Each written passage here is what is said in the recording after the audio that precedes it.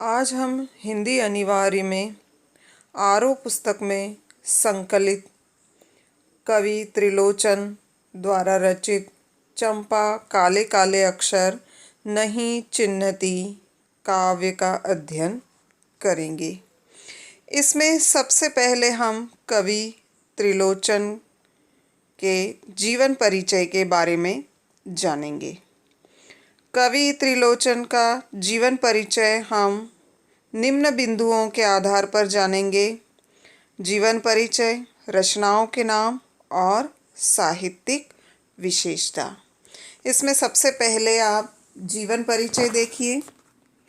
कवि त्रिलोचन का जन्म उत्तर प्रदेश के सुल्तानपुर जिले के चिरानी पट्टी में सन 1917 में हुआ। इनका मूल नाम वासुदेव सिंह है। ये हिंदी साहित्य में प्रगतिशील काव्य धारा के प्रमुख कवि के रूप में प्रतिष्ठित है। प्रगतिशील काव्य धारा ने प्रगतिशील विचारधारा। इन्होंने गद्य और पद्य दोनों में लिखा। इनकी साहित्यिक उपलब्धियों के आधार पर इन्हें साहित्य अकादमी पुरस्कार पुरस्कृत किया गया। उत्तर प्रदेश सरकार ने भी इन्हें महात्मा गांधी पुरस्कार से सम्मानित किया। शला का सम्मान भी इनकी महत्वपूर्ण उपलब्धि है। इनका निधन 9 दिसंबर 2007 में हुआ। ये हुआ कवि त्रिलोचन का जीवन परिचय। इसके अंतर्गत हमने कवि के जन्म स्थान और उनके द्वारा प्राप्त की गई शिक्षा और उनके द्वारा किए गए कार्य का उल्लेख जीवन परिचय में किया है। अब अगला बिंदु है रचनाओं के नाम। इनकी प्रमुख रचनाएं निम्नलिखित हैं: काव्य धरती।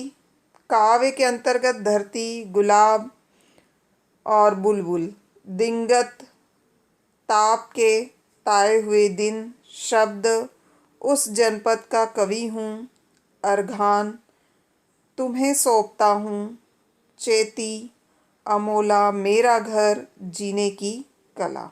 ये इनकी काव्य रचना है। इसके अलावा गद्यांश से संबंधित रचना है इनकी देशकाल, रोजनामचा, काव्य और अर्थबोध, मुक्तिबोध की कविताएं। इसके अमाला, मरा घर, जान का कला। अब गद्य में हैं देशकाल, रोजानामचा, काव्य और अर्थबोध, मुक्तिबोध की कविताएं। इसके अलावा हिंदी के अनेक कोशों के निर्माण में इनका महत्वपूर्ण योगदान है। ये हुई इनकी रचनाएं। अब अगला आता है साहित्यिक विशेषता। अगला बिंदु है साहित्यिक विशेषता। त्रिलोचन बहुभाषा विज्ञ शास्त्री हैं, यानी अनेक भाषाओं के ज्ञाता हैं, अनेक भाषाओं को जानने वाले हैं। ये रागात्मक संयम, लयात्मक अनुशासन वाले कवि हैं। ये राग और लय के में संयम रखने वाले कवि हैं। इसी कारण इनके नाम के साथ ही शास्त्री जुड़ गया है। इसी कारण इनके नाम के साथ शास्त्री शब्द जुड़ गया है। लेकिन यह शास्त्रीयता इनकी कविता के लिए बोझ नहीं बनती है। ये जीवन में निहित मंद लय, मंद ने धीमी, के कवि हैं। प्रबल आवेग और त्वरा की अपेक्षा इनके यहाँ काफ़ी कुछ स्थिर है। इनकी भाषा छायावादी रूमानियत से मुक्त है।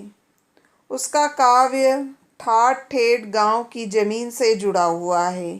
ये हिंदी में सानेट को स्थापित करने वाले कवि के रूप में जाने जाते हैं। सानेट यानी अंग्रेजी छंद। कवि बोलचाल की भाषा को चुटीला और नाटकीय बनाकर कविताओं को नया आयाम देता है। कविता की प्रस्तुति का अंदाज ही ऐसा है कि वस्तु रूप की प्रस्तुति का भेद नहीं रहता। ये हुआ कवि त्रिलोचन जी का साहित्यिक परिचय। इसके अंतर्गत हमने जीवन परिचय, रचनाओं के नाम और काव्य की विशेषता, इन्हीं बिंदुओं के आधार पर आपको कवि त्रिलोचन जी का जीवन परिचय या साहित्यिक परिचय तैयार करना है। अब आगे देखिए। चंपा काले काले अक्षर नहीं चिन्हती। कवि त्रिलोचन जी के द्वारा रचित काव्य चंपा काले काले अक्षर नहीं चिन्हती, ये कविता धरती संग्रह में संकलित है। ये इनके द्वारा यह कविता जो धरती संग्रह इनकी पुस्तक है उसमें संकलित है। यह पलायन के लोक अनुभवों को मार्मिकता से अभिव्यक्त करती है। इसमें अक्षरों के लिए काले काले विशेषणों का प्रयोग किया गया है, जो एक ओर शिक्षा व्यवस्था के अंतर विरोधों को उजागर करता है तो दूसरी ओर उस दारुण यथार्थ से भी हमारा परिचय कराता है। दारुण यानी भयंकर, यथार्थ यानी वास्तविकता, उस भयंकर वास्तविकता से भी हमारा परिचय कराता है जहां आर्थिक मजबूरियों के चलते घर टूटते हैं। काव्य नायिका उस दारुण यथार्थ से भी हमारा परिचय कराता है जहां आर्थिक मजबूरियों के चलते घर टूटते हैं।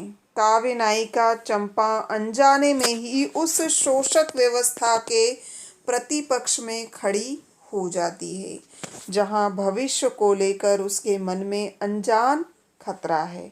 वह कहती है कि कलकत्ते पर बजर गिरे, कलकत्ते यानी कलकत्ता, कलकत्ते पर व्रज गिरने की कामना जीवन के खुरदुरे यथार्थ के प्रति चंपा के संघर्ष और जीवन को प्रकट करती है। तो ये हुआ चंपा काले काले अक्षर नहीं चिन्हती काव्य का परिचय। तो ठीक है, बहुत बहुत धन्यवाद।